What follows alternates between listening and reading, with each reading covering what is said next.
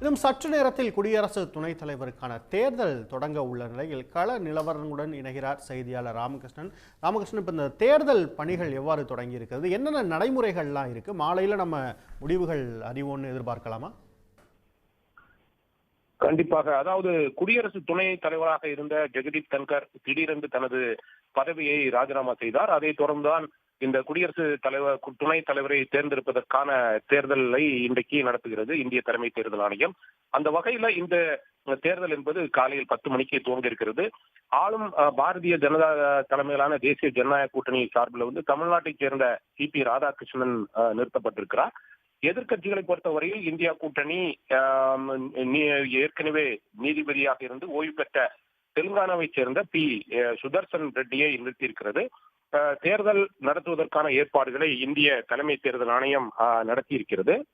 அனைத்து ஏற்பாடுகளும் தற்போது தயாராக இருக்கிறது. இன்னும் சற்று நேரத்தில், அதாவது சரியாக 11 மணிக்கு தேர்தல் என்பது நடைபெற இருக்கிறது. முதல் வாக்கை இந்திய பிரதமர் நரேந்திர மோடி வாக்களிப்பார் என்று எதிர்பார்க்கப்படுகிறது. தேர்தலுக்கான விரிவான ஏற்பாடுகள் செய்யப்பட்டு இருக்கின்றன. நாடாளுமன்ற வளாகத்தில் உள்ள மாநிலங்களவை என்னுடைய அந்த அலுவலகத்தில் தான் இந்த தேர்தல் என்பது நடைபெற இருக்கிறது. தேர்தலை பொறுத்தவரையில் ரகசிய வாக்குச்சீட்டு முறையில தான் இந்த தேர்தல் என்பது நடத்தப்பட இருக்கிறது. வேட்பாளர்களுடைய பேருக்கு எதிரே தனது விருப்பமான அந்த வேட்பாளர்களுடைய யாருக்காக நாங்கள் வாக்களிக்கிறோம் என்பதற்கான அந்த குறியீட்டை அவர்கள் வாக்களிப்பவர்கள் தெரிவிக்க வேண்டும்.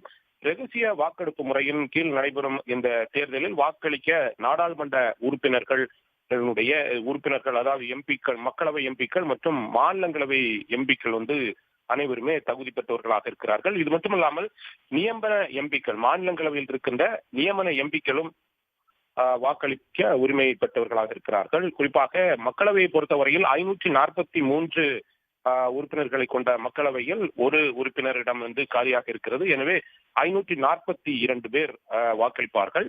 அதே போன்று மாநிலங்களவை பொறுத்தவரையில் 233 உறுப்பினர்களை கொண்ட மாநிலங்களவையில் 5 எம்பிக்களிடம் காலியாக இருக்கிறது. எனவே 228 மாநிலங்களவை எம்பிக்கள் தங்களது வாக்குகளை அளிக்க இருக்கிறார்கள்.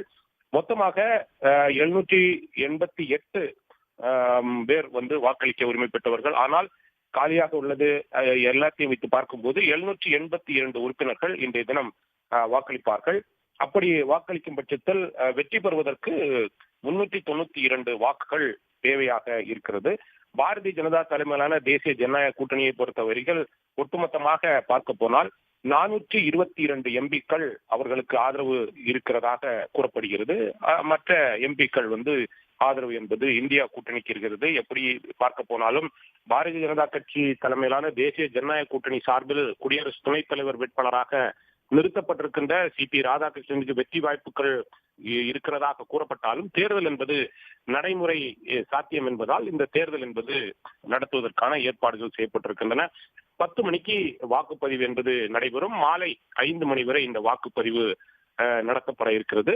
6 மணிக்கு வாக்குப்பதிவு முடிந்தவுடன், 5 மணிக்கு வாக்குப்பதிவு முடிந்தவுடன் 6 மணிக்கு வாக்கு எண்ணிக்கை என்பது நடைபெறும். சுமார் 2 மணி நேரத்தில் அந்த வாக்குகள் அனைத்தும் எண்ணி முடிக்கப்பட்டு அறிவிப்பு வெளியாகும். குடியரசு துணைத் தலைவர் தேர்தலில் யார் வெற்றி பெற்றார் என்பதுக்கான அறிவிப்பு இன்று மாலை 7 மணிக்கு வெளியாகும் என்று எதிர்பார்க்கப்படுகிறது. இந்த தேர்தலில் 2 கட்சிகள் புறக்கணிக்கின்றன. எங்களது எம்பிக்கள் வாக்களிக்க மாட்டார்கள் என்று தெரிவிக்கப்பட்டிருக்கிறது. குறிப்பாக தெலுங்கானா மாநிலத்தைச் சேர்ந்த சந்திரசேகர் ராவினுடைய கட்சியாக இருக்கின்ற பாரத ராஷ்டிரிய சமிதி கட்சி 4 மாநிலங்களவை எம்பிக்களை கொண்ட இந்த கட்சி, நாங்கள் இந்த தேர்தலை புறக்கணிக்கிறோம், எங்களது எம்பிக்கள் வாக்களிக்க மாட்டார்கள் என்று அறிவித்திருக்கிறது. அதே போன்று ஒடிசா மாநிலத்தை தலைமையிடமாக கொண்டிருக்கின்ற பிஜு ஜனதா தள கட்சி, இந்த கட்சிக்கு 7 எம்பிக்கள் இருக்கிறார்கள். இவர்களும் இந்த எம்பிக்களும் 7 பேரும் வாக்களிக்க மாட்டார்கள் என்று அறிவிக்கப்பட்டிருக்கிறது. எனவே 2 கட்சிகள் இந்த தேர்தலை புறக்கணிக்கின்றன. இந்த தேர்தலை பொறுத்தவரையில் ஆந்திரா மாநிலத்தை தலைமையிடமாக கொண்டிருக்கின்ற ஒய்எஸ்ஆர் காங்கிரஸ் கட்சி 11 இடங்களை வைத்திருக்கிறது. 11 எம்பிக்கள் அந்த கட்சிக்கு இருக்கிறது. அந்த கட்சி சார்பில் தேசிய ஜனநாயக கூட்டணி சார்பில் போட்டியிடுகின்ற சி.பி. ராதாகிருஷ்ணனுக்கு வாக்களிக்க போவதாக அந்த கட்சி முடிவு செய்திருக்கிறது.